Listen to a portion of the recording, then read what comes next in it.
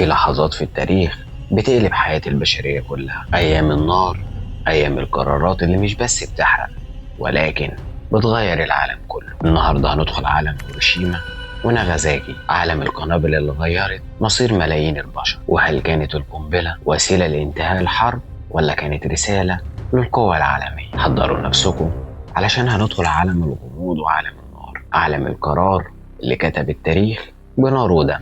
كل شيء بدأ بالصمت، ثم بدأت الحقائق تختفي. ديستوبيا ليست مكانا، إنها نحن. ديستوبيا.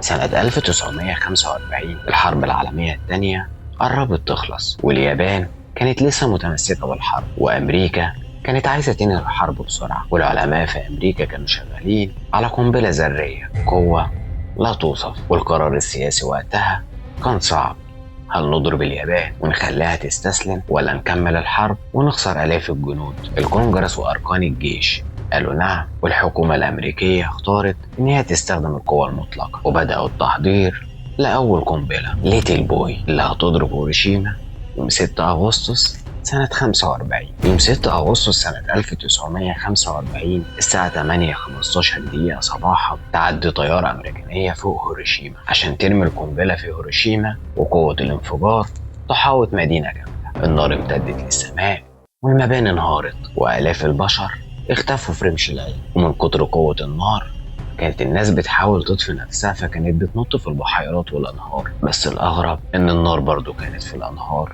وكانوا بينزلوا النهر وبيموتوا. وفي الأيام اللي بعدها الناجين اكتشفوا آثار الأشعة الأمراض، الألم اللي ملوش نهاية. ووسط كل الخراب بدأت التساؤلات، هل ده كان لازم يحصل؟ هل كان في طريق تاني لانتهاء الحرب؟ مين المسؤول عن ملايين الأرواح اللي راحت؟ وبعد 3 أيام من قنبلة هيروشيما يوم 9 أغسطس سنة 1945 قنبلة تاني اسمها فاتمان ضربت مدينة ناغازاكي عشان المدينة هي كمان تتحول لرماد. الآلاف ماتوا على طول، والآلاف التانيين انضروا من الإشعاع الناتج من القنبلة. واليابان وقتها استسلمت والحرب انتهت، بس الدمار كان أكبر من المتوقع. العالم كله اتغير، مش بس اليابان. القوة النووية بقت واقع جديد، وبدأ سباق التسلح النووي، وكل دولة بدأت تفكر ازاي تحمي نفسها من الكارثة دي. والأسئلة عن الأخلاق والسلطة والعدالة بقت أهم من أي وقت فات. وكل تاريخ البشر بعد ده اتأثر بالقوة اللي انكشف سرها في هيروشيما وناغازاكي. والعالم بعدها